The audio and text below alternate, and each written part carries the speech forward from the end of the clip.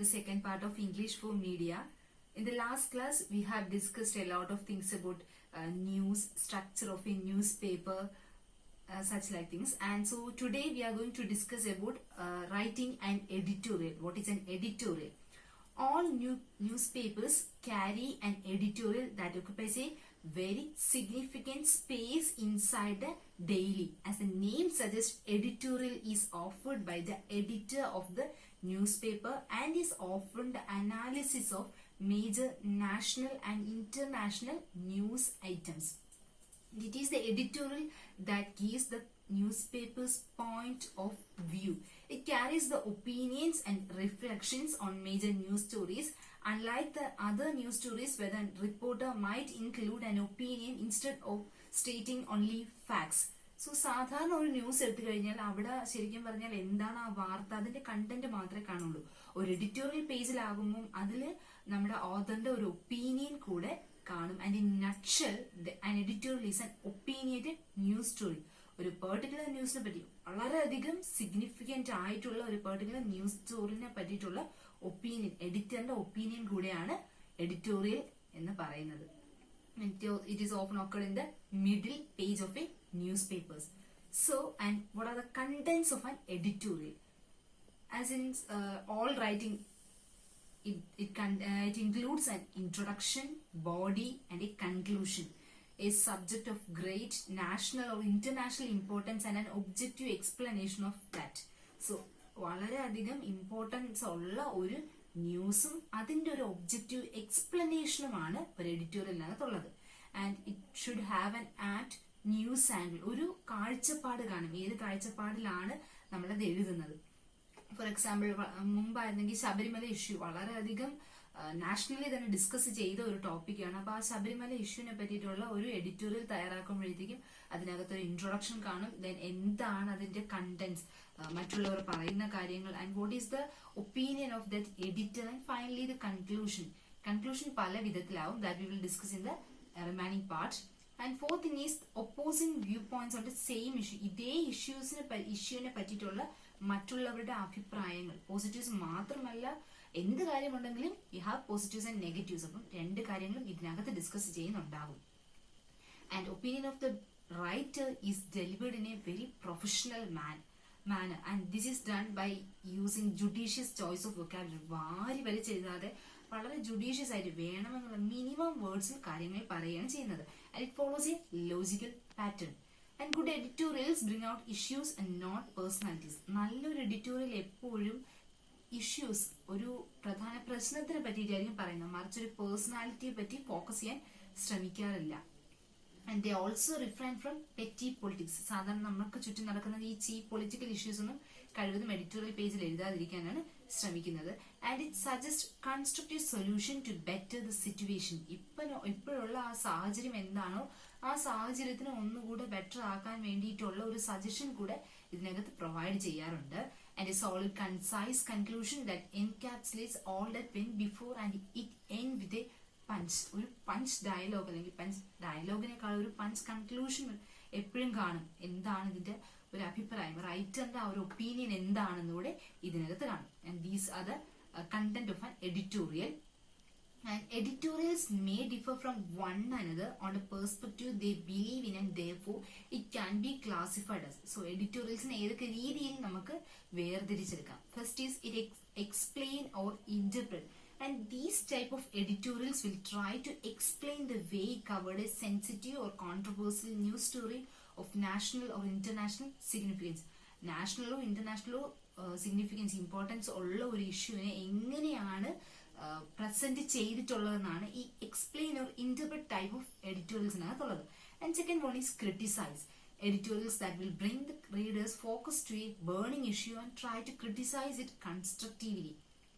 വളരെ ബേണിംഗ് ആയിട്ടുള്ള ഒരു ഇഷ്യൂ, നല്ല ചൂടൻ ചർച്ച എന്ന് പറയുന്ന പോലത്തെ അങ്ങനെ ഒരു വിഷയത്തിനെ കൊണ്ടുവന്ന് നമ്മുടെ കൂടെ ഒരു ക്രിറ്റിസിസം ആണ്. ആൻഡ് ഈ throw light on that issue. എന്താണോ ആ ഇഷ്യൂ, അതിനെ പറ്റിയ ഒരു അഭിപ്രായം കീറി മുറിച്ചിങ്ങനെ പരിശോധിക്കുന്നില്ല, ആ ഒരു ടൈപ്പ് ഓഫ് ക്രിറ്റിസിസം, അതാണ് ഇത്. And third one is persuade. and editorials that aim at arriving a solution for a problem going on for some time. കുറച്ച് കാലങ്ങളായി നടന്നുകൊണ്ടിരിക്കുന്ന ഒരു പ്രോബ്ലത്തിനെ പറ്റിയിട്ടായിരിക്കും. And throughout the editorial, the writer would focus on the need to arrive at a solution than continuing talks about the problem. ഈ problem ഇനിയും തുടർന്ന് പോകുന്നതിനേക്കാളും ഒരു conclusion, ഇതിനൊരു അന്ത്യം വേണമെന്ന നിലയിലായിരിക്കും ഈ പേഴ്സ്വേഡ് ടൈപ്പ് ഓഫ് എഡിറ്റോറിയൽസിനകത്ത് ഉള്ളത്. ഇപ്പം ഈ ശബരിമല ഇഷ്യൂല് പെണ്ണുങ്ങളെ അമ്പലത്തിൽ കയറ്റുന്നതിനെ പറ്റിയിട്ടാണെങ്കിൽ ഓക്കെ, കുറെ കാലങ്ങളായി നടന്നുകൊണ്ടിരിക്കാൻ we should need a conclusion, ഇതിന് എന്തെങ്കിലും ഇത് വേണം, like that. And fourth one is praise. Editorials applauding people or organization for their good deeds. നല്ല ഒരു പ്രവൃത്തി ചെയ്ത ഒരാളെയോ അല്ലെങ്കിൽ ഒരു ഓർഗനൈസേഷനെയോ നമ്മൾ പുകഴ്ത്തി പറയുന്ന രീതിക്കുള്ള എഡിറ്റോറിയൽസ്, അഭിനന്ദിക്കുന്ന രീതിക്ക്. അതിനൊരു എക്സാമ്പിൾ എന്ന് പറയുന്നത് ഇപ്പൊ പ്രളയം നടന്നപ്പോഴത്തേക്കും ഒരാള്, I don't remember his name, അദ്ദേഹത്തിന്റെ കടയിലെ മുഴുവൻ ഡ്രസ്സും പ്രളയ ബാധിത പ്രദേശത്തുള്ള ആൾക്കാർക്ക് വേണ്ടി ഡൊണേറ്റ് ചെയ്തു. സോ അദ്ദേഹത്തിന്റെ ആ ഒരു കാരുണ്യത്തെ പറ്റി, അദ്ദേഹത്തിന്റെ ലൈഫിനെ പറ്റിയിട്ടൊക്കെ ഒരു എഡിറ്റോറിയൽ ഉണ്ടായിരുന്നു. So this is A typical example for the fourth type of editorial, praise. And next we are moving to op-ed pages, OP-ED pieces. And what is an op-ed? Op-ed is a short form of opposite the editorial page. ഒരു editorial pageന്റെ opposite കിടക്കുന്ന പേജിനെയാണ് op-ed page എന്ന് പറയുന്നത്. And it is a written prose piece typically published by a newspaper or magazine which express the opinion of an author. ഒരു ഓഥറിന്റെ ഒപ്പീനിയനെ പറ്റിയിട്ട് editorial പേജിന്റെ just opposite ഉള്ള പേജിൽ എഴുതുന്നതാണ്. ആൻഡ് സാധാരണ letters to the editorial editor എന്ന് പറയുന്ന ഒരു കോളം നമ്മുടെ ന്യൂസ് പേപ്പറിനകത്ത് കാണും. എഡിറ്റർക്ക് ഒരു പ്രശ്നത്തിനെ പറ്റിയിട്ട് നമ്മൾ ലെറ്റർ അയക്കുന്നതാണ്. ആൻഡ് ആ ഒരു കണ്ടന്റ്, അതിന് ഒരു ന്യൂസ് പേപ്പർ എടുത്തു കഴിഞ്ഞാൽ ഓരോ ന്യൂസ് പബ്ലിഷ് ചെയ്യാൻ we have A particular space. ആ ഒരു സ്പേസ്, ഓരോന്നിനും സ്പേസ് കൊടുത്തിട്ടുണ്ട്. സോ ലെറ്റേഴ്സ് ടു എഡിറ്റർ എന്ന് പറയുന്നതിന് സ്പേസ് കൊടുത്തിട്ടുണ്ട്. നിങ്ങൾക്ക് ഇംഗ്ലീഷ് പേപ്പറിലൊക്കെ നോക്കിക്കഴിഞ്ഞാൽ അത് മനസ്സിലാവും. And in Malayalam news paper we have വാർത്തയും വീക്ഷണം എന്നൊക്കെ പറഞ്ഞ് എഡിറ്റോറിയലിന്റെ തന്നെ തൊട്ട് താഴെയായിട്ട് ഒരു എന്ത് പ്രശ്നത്തിനെ പറ്റിയിട്ടായാലും ലോകത്തിലുള്ള പ്രധാനപ്പെട്ട ആൾക്കാർ, ഗുഡ് പേഴ്സണാലിറ്റീസ്, അവർ പറയുന്ന ആ വാക്കുകൾ അതിനെ രേഖപ്പെടുത്താറുണ്ട്. എന്ത് ടൈപ്പ് ഓഫ് ഇഷ്യൂസിനെ പറ്റിയും അതിനകത്ത് സബ്ജക്ട്സിനെ പറ്റി അവിടെ അവർ കമന്റ് ചെയ്യാണ്. So these are typical examples for letters to the editor. So ഈ ലെറ്റേഴ്സ് ടു ദ എഡിറ്ററിന് കൊടുക്കുന്ന സ്പേസിനെക്കാളും ഒപ്പ പീസിന് കുറച്ചുകൂടെ സ്പേസ് എടുക്കാറുണ്ട്. And it is often written in 700 to 800 words, and they carry a byline which is not a case of the editorial as they become unsigned. ഒരു unsigned ആയിട്ട് ഒരു ഐഡന്റിറ്റി ഒന്നും ഇല്ലാത്ത രീതിയിലായിരിക്കും യൂഷ്വലി ഈ ഓപ്പൺ പീസിനകത്ത് എഴുതുന്നത്. So that's all about open. Then we are moving to interviews. Interviews are primarily a conversation between an interview and an interviewer. Interview എന്ന് പറയുന്ന ഒരു കോമൺ സംഭവമാണ്. നമുക്ക് എവിടെ നോക്കിക്കഴിഞ്ഞാൽ ഇപ്പൊ ഒരു ജോലിക്കാണെങ്കിലും ശരി, അതല്ല സമൂഹത്തിലെ എന്തെങ്കിലും പ്രശ്നങ്ങളാണെങ്കിലും ശരി, എവിടെയും ഇന്റർവ്യൂ എന്ന് പറയുന്നത് asking questions and seeking answers, ഈ ഒരു സെക്ഷൻ എവിടെയും ഉണ്ട്. So let's move on to an interview. What is an interview and what are the contents of an interview? And these are the questions pertain to their personal or professional life. Often the interview will be a non-personality. വളരെയധികം പ്രശസ്തനായ ഒരു വ്യക്തിയായിരിക്കും usually interview ചോദിക്കാനിരിക്കുന്നത്. And interviews appear in print, broadcast, visual and digital media. But irrespective of these mediums, interviews have never failed to garner attention from readers or listeners. ഇന്റർവ്യൂസിന് എപ്പോഴും നമ്മുടെ attention ക്ഷണിക്കാൻ ഒരു പ്രത്യേക കഴിവുണ്ട്. And they are much loved by the people because of the curiosity to know more about people who have excelled in life in one way or the other. So ഈ ഇന്റർവ്യൂവിനുള്ള മറ്റൊരു പ്രത്യേകത, ഇത് എപ്പോഴും ആൾക്കാർ ഒരു ക്യൂരിയോസിറ്റി, ഒരു ആകാംക്ഷ ഉണ്ടാക്കിയെടുക്കും. കാരണം നമുക്ക് തന്നെ ഇപ്പൊ അറിയാൻ ഒരുപാട് താല്പര്യമുള്ള ഒരാൾ കാണും. അദ്ദേഹത്തെ പറ്റിയിട്ടുള്ള ഒരു ഇന്റർവ്യൂ വരികയാണെങ്കിൽ നമുക്ക് അറിയേണ്ട കുറെ കാര്യങ്ങളാണ്. സോ ആകാംക്ഷയോടുകൂടി നമ്മളത് വായിക്കാറുണ്ട്, ചിലപ്പോഴൊക്കെ കാണാറുമുണ്ട്. And in order to conduct a successful interview, the interviewer must turn into a researcher. So നല്ലൊരു ഇന്റർവ്യൂ നമ്മൾ ചെയ്യണമെന്നുണ്ടെങ്കിൽ നമ്മൾ നല്ലൊരു തറവ് റിസർച്ച്, നമ്മൾ ചോദിക്കാൻ പോകുന്ന ആളെ പറ്റി നല്ലൊരു തറവ് റിസർച്ച് നമുക്ക് ഉണ്ടായിരിക്കണം. So proper planning and a good communication skill is the other prerequisite before taking an interview. ആളിനെ പറ്റിയിട്ടുള്ള thorough research. And the next thing is good communication skill. നമുക്ക് ഒരുപാട് ചോദ്യങ്ങൾ നമ്മുടെ മനസ്സിൽ കാണും. സോ ആ ചോദ്യങ്ങൾ നമുക്ക് പെർഫെക്റ്റ് ആയ രീതിയിൽ ചോദിക്കാനും കൂടെ ഉള്ള ഒരു നല്ല ഒരു രീതി, ഒരു കമ്മ്യൂണിക്കേഷൻ സ്കിൽ കൂടെ നമുക്ക് ഉണ്ടായിരിക്കണം. And depending on the interview can be classified. So type of interviews നെ പറ്റിയാണ് നെക്സ്റ്റ് നമ്മൾ സംസാരിക്കാൻ പോകുന്നത്. First one is personality interview. And in this type of interviews, people who are popular like celebrities, politicians are interviewed. So ഈ personality ഇന്റർവ്യൂസിന് നമ്മൾ പൊളിറ്റീഷ്യൻസിനെയോ അല്ലെങ്കിൽ famous ആയിട്ടുള്ള personality, for example celebrities ആയിരിക്കും, അവരെയൊക്കെ പറ്റിയിട്ടുള്ള ഒരു ഇന്റർവ്യൂ ആയിരിക്കും. ഇവിടെ ഒരു പൊളിറ്റീഷ്യൻ ആണെങ്കിൽ അദ്ദേഹത്തിനെ പറ്റി എന്തെങ്കിലുമൊക്കെ പ്രോബ്ലം ഉണ്ടെങ്കിൽ, ഒരു ചർച്ച നടന്നുകൊണ്ടിരിക്കുകയാണെങ്കിൽ ആ പ്രശ്നത്തെ പറ്റിയായിരിക്കും നമ്മൾ ചോദിക്കുന്നത്. അതല്ല സെലിബ്രിറ്റീസ് ഒക്കെ ആണെങ്കിൽ ഇപ്പം പുതുതായിട്ട് വന്ന സൂഫിയും സുജാത എന്ന് പറയുന്ന ഫിലിം തന്നെ നമുക്ക് എടുക്കാം. ഈസ് എ ന്യൂ ആക്ടർ, പുതിയ ഒരാളാണ്, ന്യൂ കമറാണ്. അപ്പൊ ആ ന്യൂ കമറിനെ പറ്റിയിട്ടുള്ള കാര്യങ്ങൾ, അത് ആരാണ്, അത് എന്താണ് എന്ന് അറിയാനായിട്ട് എല്ലാ ഓഡിയൻസിനും ആകാംക്ഷ കാണും. സോ അതിനെ പറ്റിയിട്ടായിരിക്കും ചോദ്യങ്ങൾ ചോദിക്കുന്നത്. And next is news interview.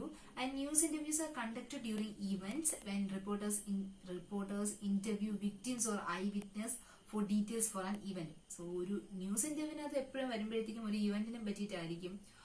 ഒരു കൊലപാതകമൊക്കെ ആണെങ്കിൽ ആ കൊലപാതകത്തിന്റെ ദൃക്സാക്ഷികൾ, ആദ്യമായിട്ട് ബോഡി കണ്ട ആളായിരിക്കും. അദ്ദേഹത്തിനോടൊക്കെ നമ്മൾ കുറെ ചോദ്യങ്ങൾ ചോദിക്കാറുണ്ട്. To seek information about a crime. For instance, in case of a landslide in an area, a reporter would interview people of that area to collect information. So ഇപ്പോൾ ഒരു ലാൻഡ്സ്ലൈഡ് ഒക്കെ സംഭവിച്ചതെന്ന് വെച്ചാൽ കുന്നുമലയൊക്കെ ഇടിഞ്ഞു പോയതോ അല്ലെങ്കിൽ പ്രളയബാധിത പ്രദേശമൊക്കെ ആണെങ്കിൽ നമ്മൾ അവരുടെ തരിക്കും കൂടുതൽ അവിടുത്തെ ആൾക്കാരടുത്ത് എന്തൊക്കെയായിരുന്നു പ്രശ്നങ്ങൾ, ഇതിനു മുമ്പ് ഇവിടെ ഇങ്ങനെ ഉണ്ടായിട്ടുണ്ടോ, അങ്ങനത്തെ കാര്യങ്ങളായിരിക്കും ചോദിച്ച് അറിയുന്നത്. And next is telephone interview. Telephone interviews can be conducted when the interview is not available for a one-to-one interview. One-to-one interview means നേരിട്ട് കണ്ട് സംസാരിക്കുന്നത്. നമുക്കൊരാളെ നേരിട്ട് കണ്ട് സംസാരിക്കാൻ പറ്റാത്ത അവസരങ്ങളിലാണ് നമ്മൾ ടെലിഫോൺ ഇന്റർവ്യൂസ് നടത്തുന്നത്. ആൻഡ് ടെലിഫോൺ ഇന്റർവ്യൂയുടെ ഏറ്റവും വലിയ പോരായ്മ എന്ന് പറഞ്ഞാൽ രണ്ടു പേർക്കും ഒരേപോലെ നല്ല റേഞ്ചുള്ള ഒരു ഏരിയയിൽ ഇരുന്നില്ലെങ്കിൽ it will surely the call have some disturbances. And in case of technical error too, the telephone interviews may suffer. നമ്മളിപ്പോൾ വാർത്താ ചാനൽ എടുത്ത് നോക്കിയാൽ അറിയാം, ടെലിഫോൺ ഇന്റർവ്യൂ ഒക്കെ ആണെങ്കിൽ നമ്മുടെ ലൈനിൽ ഇന്ന ആളുണ്ട്, ലെറ്റ്സ് ടോക്ക് എന്ന് പറഞ്ഞ് തുടങ്ങും. വല്ല കരകരപ്പോ അങ്ങനെയല്ല പിന്നെ മഴയോ അങ്ങനത്തെ എന്തെങ്കിലുമൊക്കെ പ്രോബ്ലം ആണെങ്കിൽ ഇടയ്ക്ക് കോൾ കട്ടായി പോകാറുണ്ട്. So the interview might not be complete. And in any type of interview require a good amount of preparation that ranges for getting the basic facts right to the language used in the interview. So ഏത് interview ആയിക്കോട്ടെ നല്ല രീതിക്കുള്ള ഒരു preparation അവിടെ ആവശ്യമാണ്. And while preparing for an interview, the interviewer must എന്തൊക്കെ കാര്യങ്ങളാണ് ഒരു ഇന്റർവ്യൂവിന് വേണ്ടി നമ്മൾ പ്രിപ്പയർ ചെയ്യുമ്പോൾ ചെയ്തിരിക്കേണ്ട കാര്യങ്ങൾ. First thing is we have to keep the list of questions ready to ask and in a well structured manner. എന്തൊക്കെ ചോദ്യങ്ങളാണ് ചോദിക്കേണ്ടതെന്ന് ഒരു ലിസ്റ്റ് ഉണ്ടാക്കി വെക്കണം. There would be WH questions that request elaborate answers. They should have negative questions like why not you, അതെന്താ നിങ്ങൾക്ക് ആയിക്കൂടെ എന്ന രീതിക്കുള്ള ക്വസ്റ്റ്യൻസ് ഉണ്ടായിരിക്കണം. And closed questions closed question എന്ന് പറഞ്ഞാൽ എസ് ഓർ നോ ആണ്. കാരണം ആണോ, നിങ്ങൾ ഇതിനോട് യോജിക്കുന്നുണ്ടോ ഇല്ലയോ. സോ അവിടെ ഒറ്റ ഉത്തരേ കാണുള്ളൂ, ഉണ്ട് അല്ലെങ്കിൽ ഇല്ല. So it's A close question. Open question example എന്ന് പറഞ്ഞാൽ WH ക്വസ്റ്റ്യൻസ് ആണ്. കാരണം അതിന്റെ ഒടുവിൽ നമുക്ക് എന്ത് വേണമെങ്കിലും ചേർക്കാം, അതിനൊരിക്കലും ഉത്തരം കംപ്ലീറ്റ് ആകുന്നില്ല. And then even echo questions. I completely disagree to what you said. Disagree? Do you? നിങ്ങളിപ്പോൾ പറഞ്ഞ ആശയത്തിനോട് ഞാൻ പൂർണ്ണമായിട്ടും എതിർക്കുന്നുണ്ട്, നിങ്ങളോ? അപ്പം എനിക്ക് എതിർപ്പുണ്ട് എന്ന് ഓൾറെഡി ഞാൻ പറഞ്ഞു കഴിഞ്ഞു.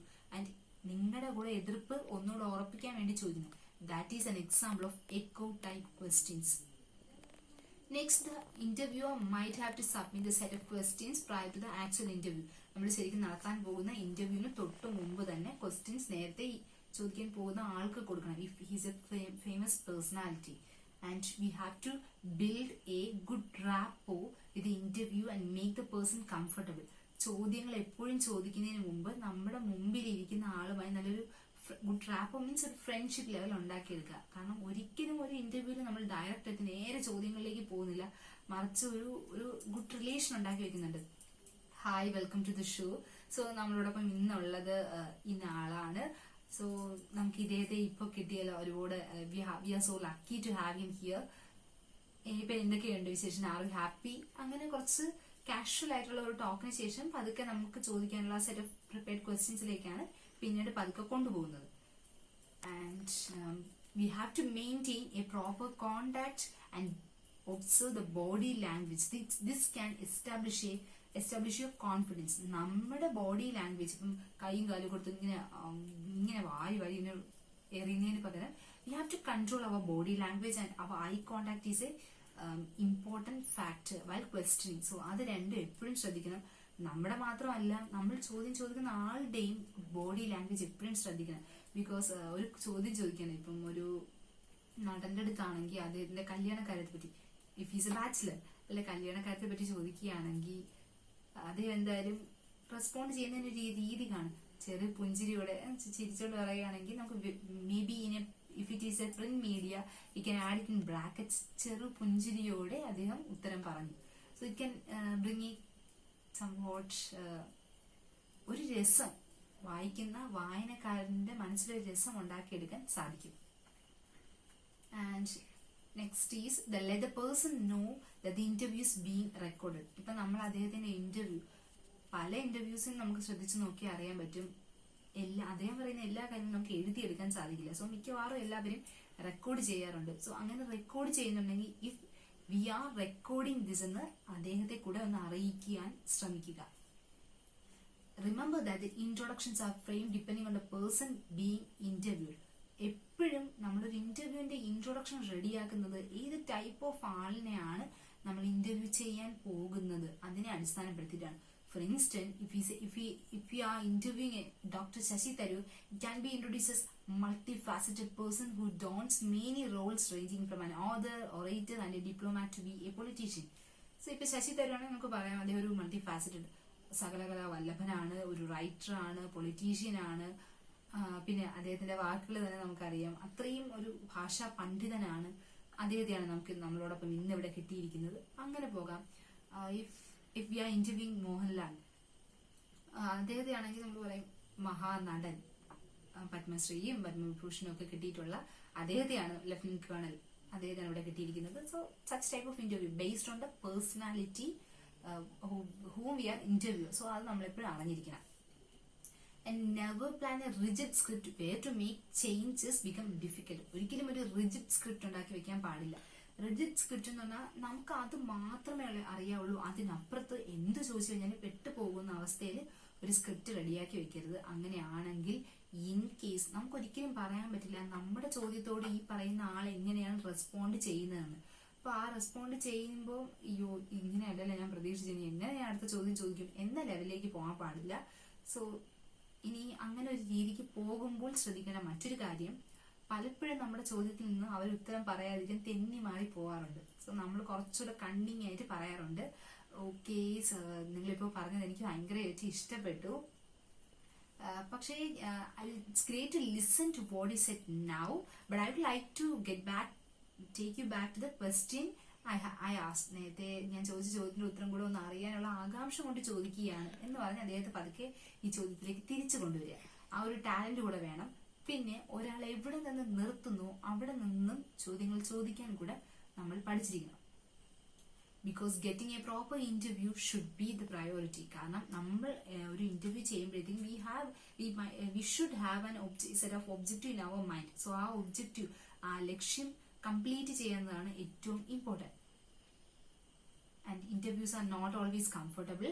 At times, controversial questions are shot by the interviewer and this can be done in a sympathetic manner. So, എപ്പോഴും ഒരു ഇന്റർവ്യൂ എന്ന് പറഞ്ഞാൽ വളരെ കംഫർട്ടബിൾ ആയി തന്നെ എൻഡ് ചെയ്യണമെന്നില്ല. സോ അങ്ങനെ ആവുമ്പോഴത്തേക്കും നമ്മൾ വളരെ സിമ്പത്തറ്റിക് ആയിട്ടുള്ള രീതിയിൽ സംസാരിക്കണം. കാരണം ഒരു പൊളിറ്റീഷ്യന്റെ അടുത്ത് പോയി നമ്മൾ ഒരു ചോദ്യം ചോദിക്കുമ്പോൾ അദ്ദേഹത്തിന് ഇഷ്ടപ്പെടാത്ത രീതിയിൽ ഒരു കോൺട്രവേഴ്സ്യൽ ഇഷ്യൂവിൽ അദ്ദേഹം പെട്ട് കിടക്കുകയാണ്, അതിനെപ്പറ്റി ചോദിക്കുമ്പോഴത്തേക്ക് അവർ മേ ബി ചിലപ്പോഴൊക്കെ വയലന്റ് ആകാറുണ്ട്, ചിലപ്പോഴൊക്കെ ഇറങ്ങി പോകാറുണ്ട്. സോ അതൊരു കണ്ണിങ് ആയ രീതിയിൽ ഒരു സിമ്പത്തറ്റിക് മാനറിൽ നമ്മൾ എൻഡ് ചെയ്യാൻ വേണ്ടി പഠിച്ചിരിക്കണം. If you are interviewing A personality like PC George, so അതൊക്കെ നമ്മുടെ മൈൻഡിൽ എപ്പോഴും ഉണ്ടായിരിക്കാം. And interruptions also become necessary if the interviewer takes an altogether different direction and begins to sound evasive. The interviewer can bring it back on track by asking the questions and transporting all the collected information from the interview to the print media media requires objectivity and good writing skill. എപ്പോഴും നമ്മൾ ചോദിച്ച ഈ ഒരു interview നടത്തിയ interview ഒരു print മീഡിയയിലോട്ട് ആക്കുമ്പോഴത്തേക്കും വേണ്ട മറ്റൊരു കാര്യം V should have A good writing skill. നന്നായി എഴുതാനുള്ളൊരു കഴിവ് കൂടെ വേണം. നല്ല വാക്കുകളിൽ എഴുതിയെടുക്കാൻ പറ്റണം. And the final writer should be genuine without any twisted facts and devoid of interruptions. ഒരു തെറ്റുകുറ്റങ്ങളും ഇല്ലാതെ വളരെ പെർഫെക്റ്റ് ആയ രീതിയിൽ കൊണ്ടുപോകാൻ കഴിയണം. And next is a very very important one, the Proust questionnaire. And it's a popular form of questionnaire used to interview personalities. നമ്മൾ പേഴ്സണാലിറ്റീസിനെ interview ചെയ്യാൻ വേണ്ടിയിട്ടാണ് Proust questionnaire യൂസ് ചെയ്യുന്നത്. And it is a set of questions that became popular after the French writer Marcel Proust, whose personality revealing responses made it popular. So അതേ Marcel പ്രോസ്റ്റ് എന്ന് പറയുന്ന ആളോട് കൂടിയിട്ടാണ് ഈ Proust questionnaire എന്ന് പറയുന്നത് ഫേമസ് ആയത്. So that's all about